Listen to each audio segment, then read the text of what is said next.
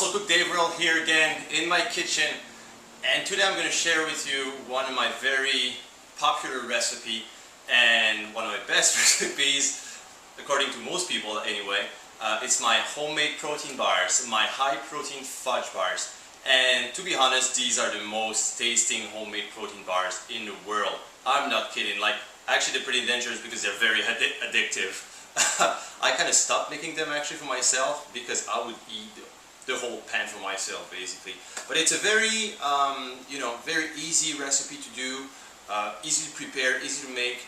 And the thing is, it's all made of natural ingredients. There's not, protein bars are nice, it can be very convenient, when you travel or, when you want a quick snack. But however, like most protein bars on the market are filled with, nasty stuff. And lots of sugar basically. So now I'm going to show you how to make a very healthy protein bar, and you're going to see it's very easy to do. So I'm going to show you what you need for this recipe. You need low-fat milk. Here I got 1% milk. Any low-fat milk would do. You need about half a cup. I'm going to tell you what I say about half a cup because you might need to adjust it. You need 3 tablespoons of natural honey. Natural peanut butter as well. You need about 1/3 of a cup. 3 tablespoons of crushed peanuts. Alright, so here what I did, I took whole peanuts and I just crushed them with a spoon in the plate. I'm going to show you what you're going to need to do with those later on. You need 1 cup of oatmeal. That cup of oatmeal, it's only 1 cup. I use, as you can see, is the quick oats. It's basically, it's not the old-fashioned, large grain. It's large flakes, I mean, sorry. It's a quick grain, so it's easier to mix because it's actually cut in half. So I'll cover that. And about 8 scoops of of protein powder, chocolate protein powder. You can pretty much use any flavor you want for this recipe. However, with all the ingredients, it works a lot better with chocolate protein powder. The taste is a lot better. So about 8 scoops, and it's about 30 grams per scoop. This is the size I base myself on for this recipe. And basically what you need, a big bowl and a glass dish. That's it. Alright, now we're going to start the dirty work. You're going to see this recipe, actually, it's easy to make, but however, the bars, and you're going to find it weird at first, they're very sticky, okay? But there's a reason for that. So, you're going to start by mixing together the protein powder. So we got about 8 scoops and a cup of oatmeal, alright? So we mix that all together. Just mix the dry ingredients together first. Then what I do, I put 1/3 of a cup of natural peanut butter. One thing, guys, make sure the natural peanut butter you got is fairly liquid. If you use regular peanut butter and the peanut butter is, kind of hard, that's going to be very difficult to mix in this recipe, and what's going to cause is going to cause the mix to be very dry. So you want basically natural peanut butter, and you want it, very liquid like this one. So I can just use. It's about 3-4 tablespoons, rounded up tablespoons of peanut butter.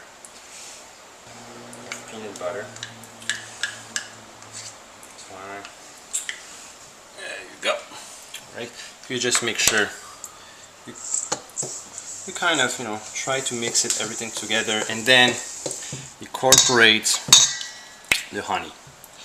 So honey is about 3 tablespoons, alright? It's about 3 tablespoons, don't be too picky about it, because you want the thing with the honey, that's what's going to make pretty much everything stick together, is the honey. So that's an ingredient, don't be shy. 3 good tablespoons of natural honey.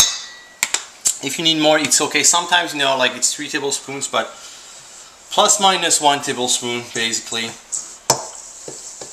So the mix is very dry, so we're gonna need to add some liquid to it. So that's why we got low-fat milk. It's about half a cup of low-fat milk. What I recommend, don't start, because it depends, again, it's gonna depend on the type of protein powder you're using and everything. So just start with a little bit less than half a cup, and then add a little bit more if you need, alright? So there you go. Here, mix everything together. You can see that the mix here is still pretty dry, so we're going to add a little bit more milk. And I use big scoops of protein powder. And the cool thing with this one, again, it all depends. It's a new brand of protein I'm using. It doesn't mix as well as the one I'm used to. However, you can see it starts blending all together. So you really got to mix everything together well. At first it's going to start powdery, but the more you stir it, the more it's going to form kind of a dough bar. So there you go. There we have that dough here, the mix. And then I'm going to show you now what to do with them. Alright, now that you've formed, you know, your mix is done. It's very sticky, alright? And you can form, there's two ways you can do it now.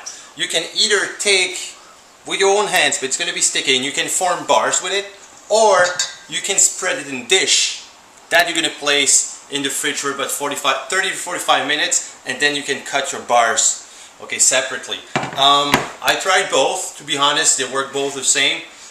For this one, I'm just going to show you the easy way. It's just to pour the mix in the pan. As you can see, it's very sticky. So very hard, you know, to handle with your hands. However, with a spoon, it's pretty easy.